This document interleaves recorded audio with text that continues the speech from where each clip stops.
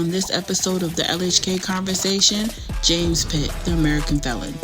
Yes, we got my guy in here, James. Sir. How you doing, brother? Hey, James. Good. How you doing? Thank you for having me on.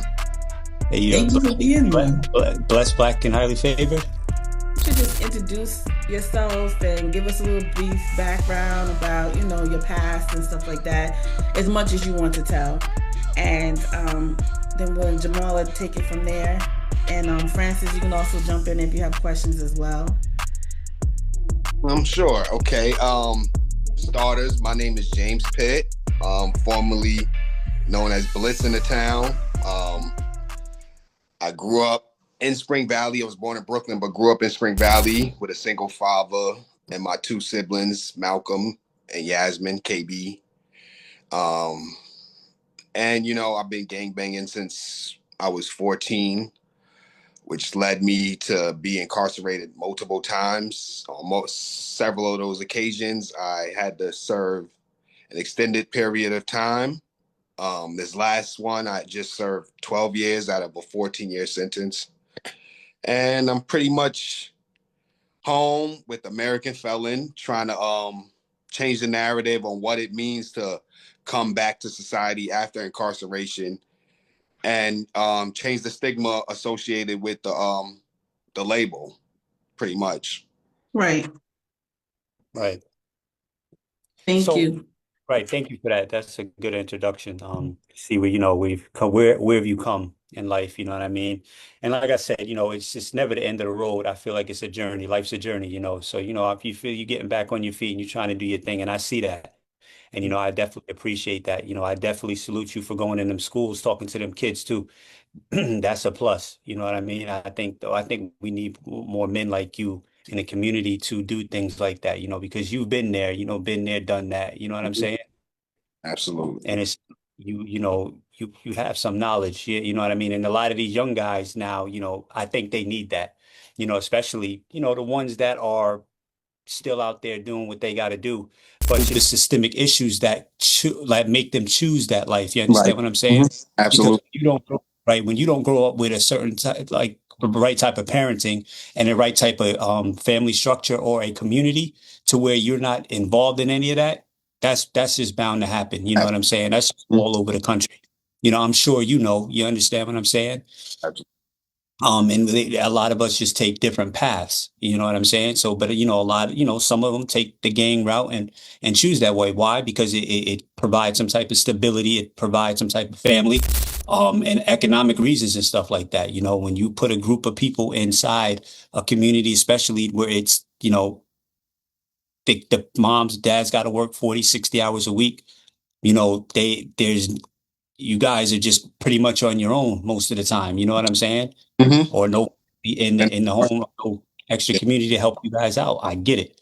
You know what I'm saying? So that's what they don't like to talk about. See, they just like to point the finger at, oh, he's a gang member, blah, blah, blah. They don't like how he got there. You understand what I'm saying? They don't like why did this person choose that life? You understand? Yeah. So, so what I want to say now is what's going on now? You know what I mean? How's everything going now? Or you feel like you're breaking through some of these guys, or you feel like, you pushing forward with it? I mean, I believe I am. There's really I didn't create a metric to actually, determine the success, but I've been getting a lot of DMs from a lot of individuals telling me that, to keep it up, that they're using my videos as inspiration, so yes. It does feel good. It definitely does feel good. Like I was, when I was viewing your videos, I seen you come across my For You page. And I was like, oh, okay. I was like, this guy, American Felon, looks like, he's on it. He's trying to put back into the community, which I commend you, because it's definitely hard for a Black man to come out of jail and do a long bid and turn his life around. And I noticed that I seen you put up maybe an hour and a half ago about what are the things you could do to not return to prison.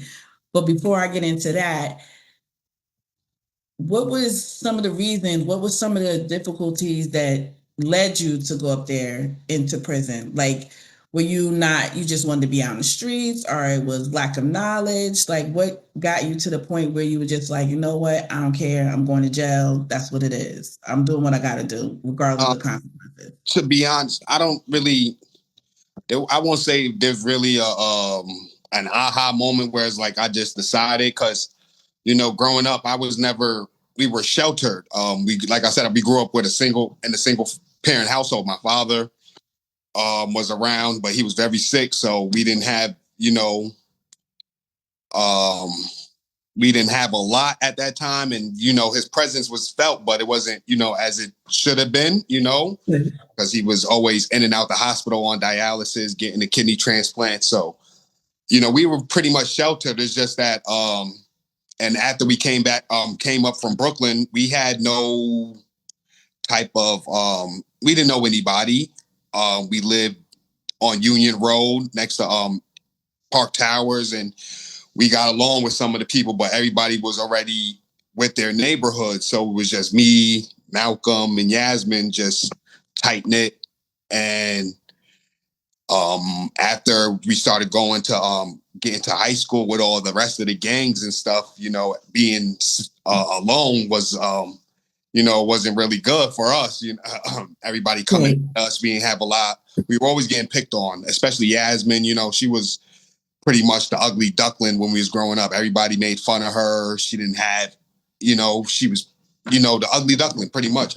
So we was always getting into fights trying to defend her and stuff. And it just, one thing just kept leading to another. So we kept going and going and going. It's just one fight, just another one, then another one. Then we got into boxing, and then now we're fighters, and now it's like, all right, we're not going to take that mess no more. And now everybody wants to recruit us, the Bloods, everybody's just coming. And, we decided to just go that route for, it's more for protection too, but it was just a family as well. Right. And the family. So it's basically like just giving you what you was missing, even though it wasn't the right thing, but it was like what you knew was family. It was pretty much. Yeah. Right. And again, that goes back to community structure. You understand what I'm saying? And I'm not like, I hate that, and I'm not going to do this, but again, I think a lot of our elders had dropped the ball in Rockland County. I'm not, you know what I'm saying? I hate to put it that way, but and then a lot of them own up to it too. When I was at that men's counseling meeting, a lot of them spoke up, and they said it like, yo, we could have did a little bit of a better job. You know what I'm saying? You know what I mean? And I said it. I agree, but that's why, we end up in certain situations now. That's why some of us ended up in these tight knit situations, or, your case, you know what I mean? It's just like that family structure should have been there, but no, a lot of us elders didn't stick together. They let the Jews run up the town, take over everything. You know what I mean? Everybody was getting displaced. It's a chain effect. You understand what I mean? And the cops weren't no better. They weren't no better. A lot of them weren't any better.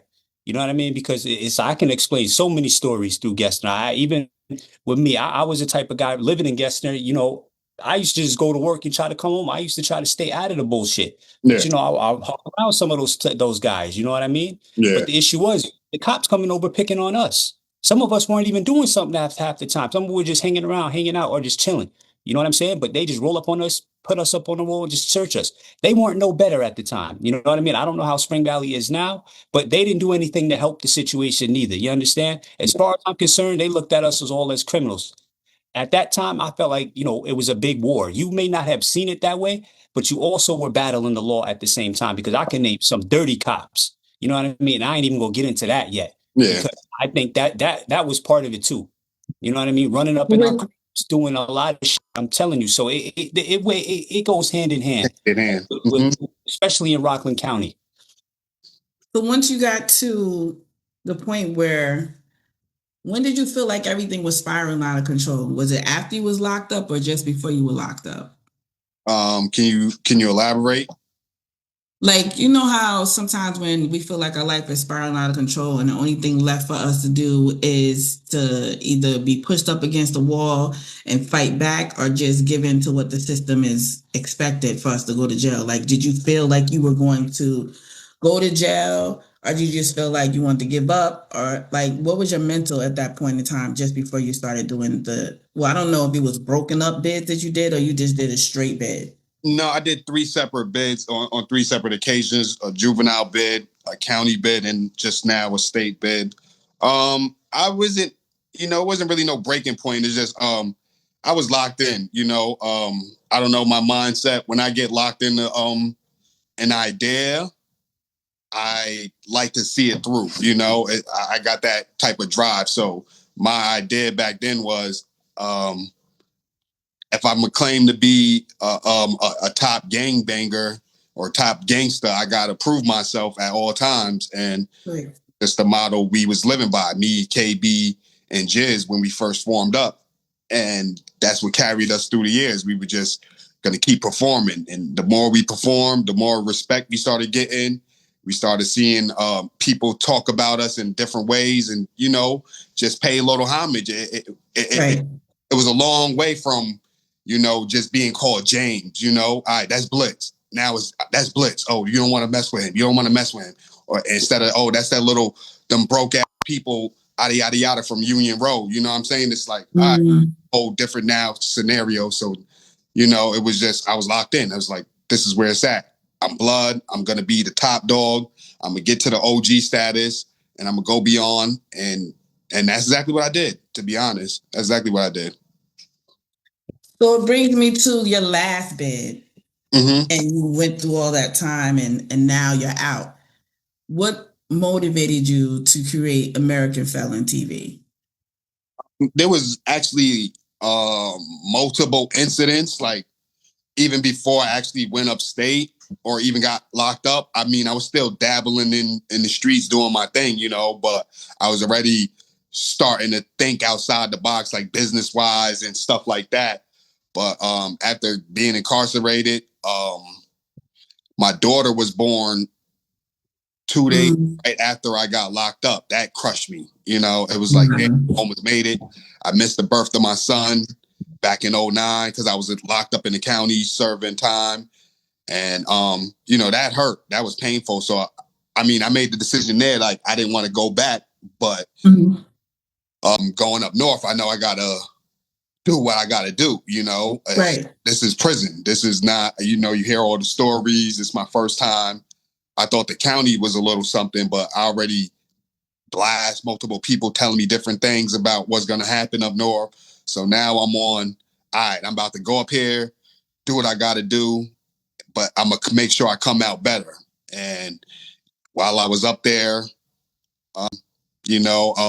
another one of the incidents that actually really made me change it was when I was in Washington Correctional Facility. I was already on the path of changing my mindset. I was already doing school time, taking correspondence courses for legal assistance and in the business, get my business degree. But there was an individual in there. I think his name was, I forgot his name, but I know his son's name was Red. They was in the same dorm, his father and son. Like, to me, that was crazy. That is crazy. Oh no, I couldn't do it. Like, I'm thinking about my son.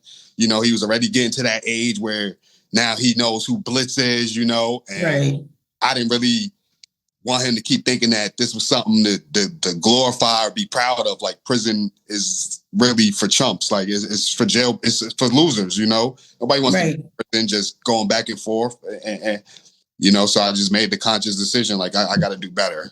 I got to do better. I appreciate that. Like, I see sometimes you see young kids out here and they just, the younger generation in their 20s, like even 20 and below, like they just feel like it's the coolest thing to be out now. And they really don't know what it's like to be told to wake up at a certain time and you have to go to sleep at a certain time. And then if you don't, you got to spend time, I guess, in a hole and stuff. Like, I've never been to prison, but I've heard stories and I watched documentaries, and it's like they tell you when to eat, when to wake up, and then there's all the other stuff in between. And it's like, while you were in there, like, seeing that father and son thing, I know it really probably did something to you. And I just want you, like, maybe you could just elaborate and tell the kids, like, that possibly listening, the young adults, I'm pretty sure I'm going to be on watching it. They might not tell me, but they will. And just tell us, like, what it was like, because being in a little cell is not a game. It's like survival of the fittest. It was terrible because My father actually did time too. So, you know, I'm just thinking of the cycles, how cycles keep repeating itself, you know. So I'm in here now seeing them close by and seeing the way he was actually treating his son. Like that was a little weird to me too. You know, that really rubbed me the wrong way. Like, oh, you in prison, you better find your own way and figure it out. You know what I'm saying? Like, I mean, Yeah. was there with me, I would make sure he's good at all times. He don't got to ask nobody for no food, but you're just letting your son just run around. You're not even supposed to want that. You're supposed to want better. You're supposed to make sure he has everything he needs so that he doesn't get himself involved in anything that could extend his time since you've been up here and you know how it is. So just seeing that is like, nah, I'm not going to go through that. I don't want justice going through that. I'll be damned. He in prison and he walks in there with me like, nah, that's a big no-no. That was a big no. You know, that's I don't know. That'd be the worst pain in the world. That's the worst pain in the world. It's like, you know, to me, that's like failing. That's failing. Or you didn't break the cycle. It has to break with me. It has to break with me. You know. Yeah, that's good. That's good. I'm glad that you're thinking that. Some men don't even think like that. They have children like, well, if I gotta go back, I gotta go back. It is what it is. They get used to that life that it seems like it's easier, but to me, it wouldn't seem like it was easier. You know what I mean? Tanya, you have no this question? Yeah, I don't know why it's sometimes hard for me. Thank you for sharing your journey. I want to know, James, what cycle needed to break with you? And how did you identify the cycle? Well, just the recidivism and generational incarceration. Like I said, my father did time. He served 15 years. My father Butch, he served 15 years. And I didn't know nothing about it until I actually stumbled upon it looking it up online by accident. But the fact that he served time and that me and my brother were serving time as well, it's a cycle. Now my son is here. He's looking up. Now he's getting involved, mixed into the streets. It's only one way that can go. So I figured that if I can show him differently, that it can actually rub off. A lot of people actually look up to my name. So if I can break the cycle and show that I can change that, you know, it will show him that he doesn't even have to take this route and show other people that they don't got to take this route. Can you hear me? Yeah. I just wanted to ask a question real quick. So, okay. James, what's up, bro? What's good, sis?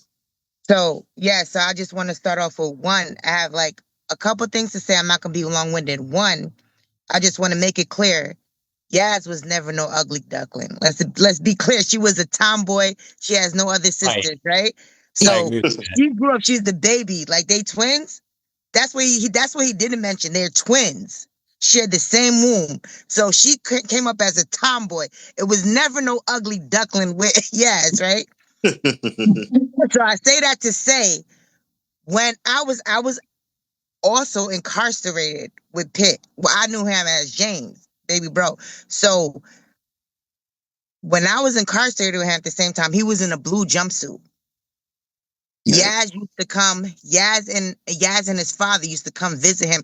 We, for some reason, Pitt, because my last name's Preval, so we had visits on the same day. Mm-hmm. His dad and sister used to come visit him faithfully, like my mom. If y'all know my mom, faithfully. I used to wake up. Sundays was the early visits, right? So I'm sleep. Like I like my sleep. So when and they don't tell you it's a visit, they just click your door when you're in that cell. So when your door click, it's a visit. I used to wipe the corner of my eye, like I took a shower night before, but still like that. But you can't deny a visit. I knew my mom was coming every Sunday morning. Whatever. So you can't deny. Some visits you could not, like Tuesdays, he'll tell you. Tuesdays was afternoons. Anyway, I digress. But when I used to come on that dance floor, I remember because for whatever reason, they used to be behind me, Yaz and his dad. So I'd be talking to my mom and I would always look back. Yaz was so gorgeous. Like I remember, no lie. I used to look back like, who's this old nigga with this Bratz doll sitting behind him? His dad and his sister. So I remember, I never forget. I feel like I told you this too, James. It was one time, like it was him, so when I say dance floor, visiting room. I was about to ask you that. What's the dance floor? Yeah.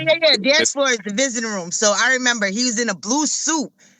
Yo, I'll never forget it. The CEOs didn't even touch him. Like, it was one day because like it was mad visits. I was in there for probably 6 months. Like I said, I digress. But he started like spazzing on a dude with an orange jumpsuit. Orange, you know, if you orange you, but he's spazzing like going crazy. I'm like, who's this little nigga? Long story short, I say this to say, so boom, you said there wasn't no aha moment. Clearly, you know, county is different from prison. So, you know, you said there wasn't an aha moment, right, Pitt? Yeah. Obviously, there was, right? There was. You said there wasn't, but I have to tell you, there was. Because if we're being real, right, you're an adult, but you're still a baby because you spent time in prison. You was a baby, right? Yeah. So a lot of your youth you missed, and that was only God. Like, I got to get this nigga out the streets for real. Or them years you did. He had to sit you down. You understand? Mm-hmm. There was the aha moment for you because early in the conversation before I got on, you said, no, there wasn't really an aha moment. There definitely was for you, right? Okay. And Man. obviously you're sitting, and then you came out and you had this idea, which was cool. Cause I remember I made a whole post like, bro, you doing it. Sometimes, especially in our community, when you're trying to do something positive, there's always going to be backlash, Yeah. right? So I remember one time niggas was calling you, oh, he's snitching. But if we're being real, everything that you spoke about was already documented. You're not saying nothing that wasn't, you understand what I'm saying? Yeah. You're not giving no new information. You're not shining light on nothing that wasn't, yo, hold on. Let me pause for a second before I go back to what I was trying to explain. I just want to say this. He's excited. The funniest was the shit with Fubu's brother, Vic. yo, that shit was funny as hell. If y'all ever have a time, I need y'all to post that clip, cause anyway. But let me get to the topic. Stay on topic. Go ahead. Let me go back to what I was saying. Yes, the aha moment. That aha moment, right? Mm-hmm. Mm-hmm. You come out. See, when you sing, you have the aha moment. Like, obviously, you're not gonna go back in the streets and do the same shit. You had this vision, and you came home and you did that. And then, of course, you're gonna have suckers. Oh, this nigga snitches. He knew this, that, and the fact. But you know what I tell all my peoples? That's noise. Cancel it. Because what you're doing is positive. For real. Because even between me and you, remember my daughter hit you up, right? Yeah. I had to sit down with my daughter, like, you got to understand what he's doing. My daughter's a baby. She just went into the Navy. Shout out to Samaya. Yeah, shout it out. Right. Yeah. He did, so, you know, like, you got to understand. And I feel like that conversation I had with her was like, yo, oh, just recently, the whole trend, fuck the streets. You know that trend? They should give you credit for that. But you know, it's going to be 21 Savage, but we going to keep that because we Rockland, we small. Niggas think we upstate. But if we fuck the streets really started with James Pitt. But I digress. So what is it about? What is that? What is that about, James? What the streets is, I'm going to let him speak on that. When I let him speak, yes. Yeah, no, but let me finish with that. So pretty much, the last thing I'm gonna say with this situation is he reiterated about his father being from a single parent home. A lot of us came from single mother homes, right? This man came from a single father home. Right? Walk with me, don't walk around me. This is a man who came from a single father home. A lot of us didn't have that privilege. You know, mothers, black mother, they're the strongest foundation. This man had a father, right? Which a lot of us don't have a privilege of. And then he's talking about how his father was sick, this, that, and the fourth.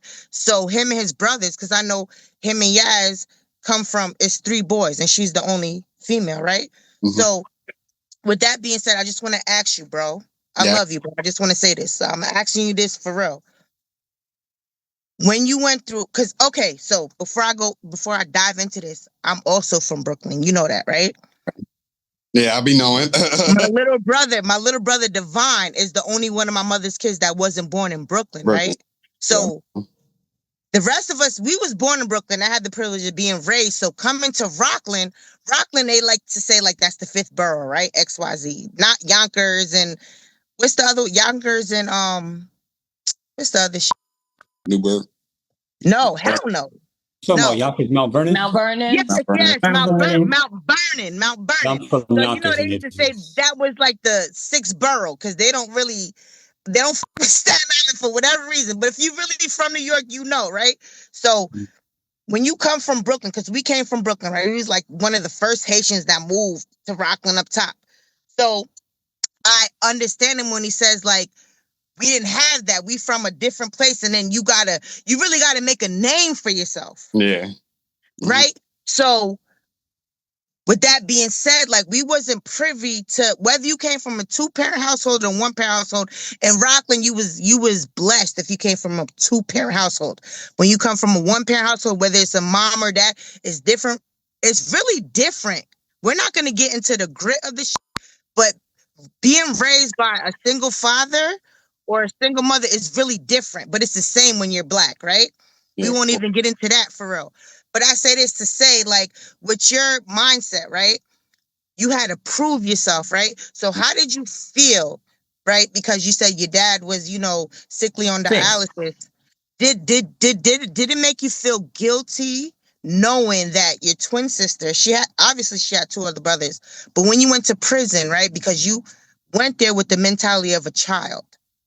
Yeah. When you left your sister and your family, did you feel guilty? Like, was there ever, because you say you didn't have an aha moment. I really believe you did.